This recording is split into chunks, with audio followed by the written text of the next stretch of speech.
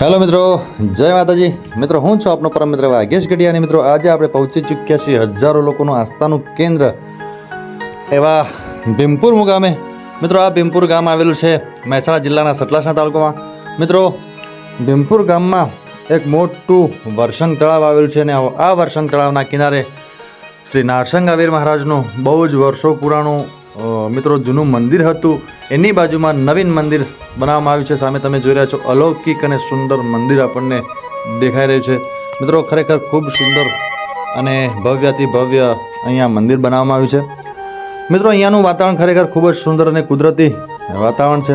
એકદમ શાંત વાતાવરણવાળી આ જગ્યા છે અને આજુબાજુમાં મિત્રો જંગલ વિસ્તાર છે, બાજુમાં તળાવ છે, એટલે આપણને એકદમ શાંતિ મળી આવ્યા એવી આ જગ્યા છે. મિત્રો સામે તમે જોઈ રહ્યા છો વીર મહારાજની સુંદર મૂર્તિ આપણને દેખાઈ રહી છે.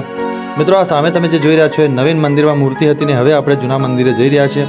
મિત્રો નવા મંદિરની બાજુમાં જ આ જૂનું મંદિર છે અને એ જૂનું મંદિર મિત્રો અંદર બોયરું છે ત્યાં છે. મિત્રો પહેલાં અહીંયા આ મંદિર ઉપર હતું પણ અહીંયા નવીન મંદિર બનાવ્યું એટલે આ જગ્યા થોડીક નીચી થઈ ગઈ એટલે આપણને ભોયરા જેવી લાગે છે.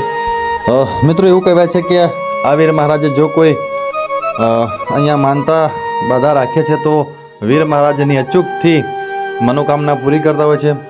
અને સામે તમે જોઈ રહ્યા છો બહુ જ ઘોડાઓ આપણને મંદિરમાં મુકાયેલા દેખાઈ રહ્યા છે. મિત્રો આ બધા જ જે ઘોડા છે એ લોકોએ માનતા બાધાના અહીંયા મૂકેલા છે અને સામે તમે જોઈ રહ્યા છો અહીંયા લોકો મીઠાની પણ માનતા રાખતા હોય છે અને પોતાનું કામ પૂરું થતાં અહીંયા મીઠું મૂકવામાં આવે છે. ખરેખર મિત્રો બહુ જ અલૌકિક અને સુંદર અને એકાંતવાળી આ જગ્યા છે. અહીંયા આવે તો મનને ઘડી બે ઘડી શાંતિ મળે એવી આ જગ્યા છે. મિત્રો તો તમે પણ કોઈક વાર અચૂકથી મિત્રો આ જગ્યાએ પધારશો અને તમે પણ વીર મહારાજના દર્શન કરીને પોતાના જીવનને ધન્ય કરજો.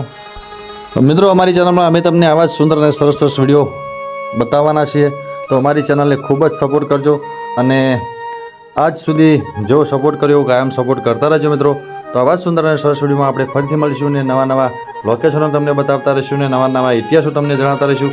મિત્રો અહીંયાથી નજીક જ મિની પાવાગઢ પણ છે, તો તમે અહીંયા આવો તો મિની પાવાગઢ પણ જઈ શકો છો. તો મિત્રો આવા જ સુંદર અને સરસ વિડીયોમાં ફરીથી મળીશું. સામે તમે જોઈ રહ્યા છો તળાવમાં કમળના ફૂલ આપણને દેખાઈ રહ્યા છે. તો મિત્રો નવા વિડીયોમાં ફરીથી મળીશું. ત્યાં સુધી તમારા પરમ મિત્ર ભાગ્યેશ કરી રજા આપશો. આવજો બધા. જય માતાજી, રામ રામ, નમસ્કાર.